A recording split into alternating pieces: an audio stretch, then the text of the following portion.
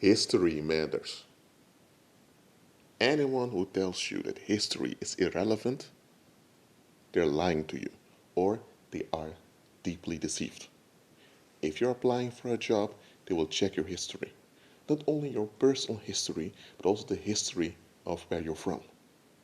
If you're from an ethnic group in a society that has a bad reputation, they will likely not give you a job, even if your resume is perfect. History matters. Let me give an example. Why is it that wherever the Japanese goes on the earth, they receive honor? Why? Because in the past, when Westerners went to Asia to plunder and to colonize, they arrived at Japan and Japan made plain unto them, till here. Japan defended its borders. Japan even kicked out all foreigners. And when Japan was forced to open their borders again, they opened the borders, but they took charge of their own country. And they modernized their own country. They became the number one country in Asia. They became the leaders in Asia. Within 49 years, they went from an agricultural feudal society to an industrialized modern power. And they even occupied Korea eventually. So that was a big miracle. They worked on themselves. And eventually, they opposed the Western hegemony in Asia. So that history alone reveals, it reveals that the Japanese are a people that stand for their own. And there are repercussions if you go against it.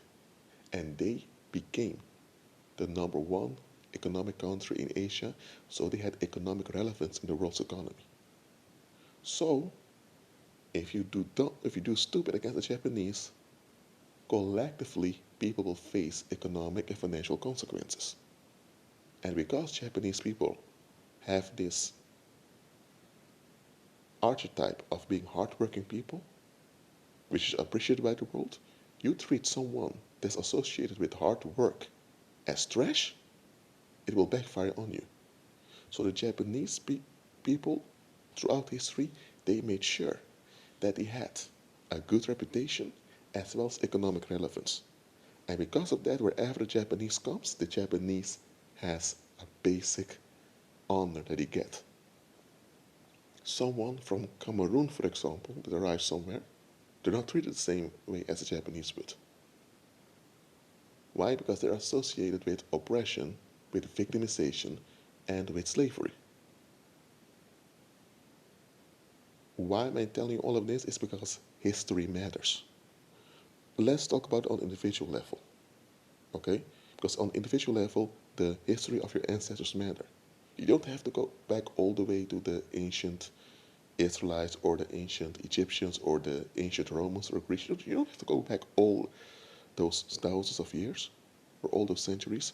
Just the history of the past 4 or 5 generations is already important. Look, if you come from a background where your ancestors were exploited and your ancestors sucked it up and just tolerated it, let's say that you're now from that background and you stand up saying, I'm not taking it. People are not going to take you seriously. Why? Because they treat you based on the legacy of your ancestors. That's how people treat you. That's how it goes. But if you're from a background of people who are known to cause trouble when they're violated, people are going to associate that with you and they're going to think, you know what, we're not even going to try to exploit nor to scam this individual. Even if you are not powerful at all, you benefit from the powerful legacy of your ancestors. So, history matters. So, about how you can deal with this if your background has a negative stigma. If you, and I'm talking on an individual level now, if you as an individual If you've been victimized, whether it's in your childhood or in your past, by, by the collective, so by society, and collectively there were no repercussions on the community, people will feel comfortable repeating the violence to you. It may sound very dumb, but that's how it goes in the world. If you've been victimized by a group and the group did not face any bad consequences for what they did to you, other people will likely join the accusation of that group. Because it's quite uncomfortable to have to face the fact that the group is guilty of violence. So it's easier to blame the victim than to face the fact that we're dealing with mobs out here. But if you have been victimized and there is a legacy, an individual legacy from you, that there are repercussions on everyone that went too far with you, what's going to happen? People are going to treat you different. People are not going to enforce boundaries, they're not going to come with all kinds of expectations or threats to you, they will leave you at peace. When they're upset about something, they make sure they deal with it in a civil way. Why? Because they know that everyone who agreed against you faced painful consequences that haunt them. And nobody wants to be haunted by painful consequences. When things begin to cost people on a personal level, they tend to give up. Only hardcore reprobates who are self-destructive will continue, but such people are often dealt with by society itself. I mean it. That's why believers need to walk by faith. I'm not telling you to pay evil with evil. I'm not telling you to cause trouble all the time. I'm not telling you to go into self-defense, nor into a survival mode. I'm telling you that there must be spiritual repercussions on the community if the community tolerates harm towards us. Once there are repercussions on the community, oh dear, sooner or later they'll stop. Let me give another example.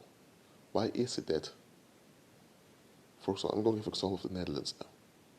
When this whole corona thing began in early 2020, very quickly the Chinese community in the Netherlands became the target of racism, very foul racism.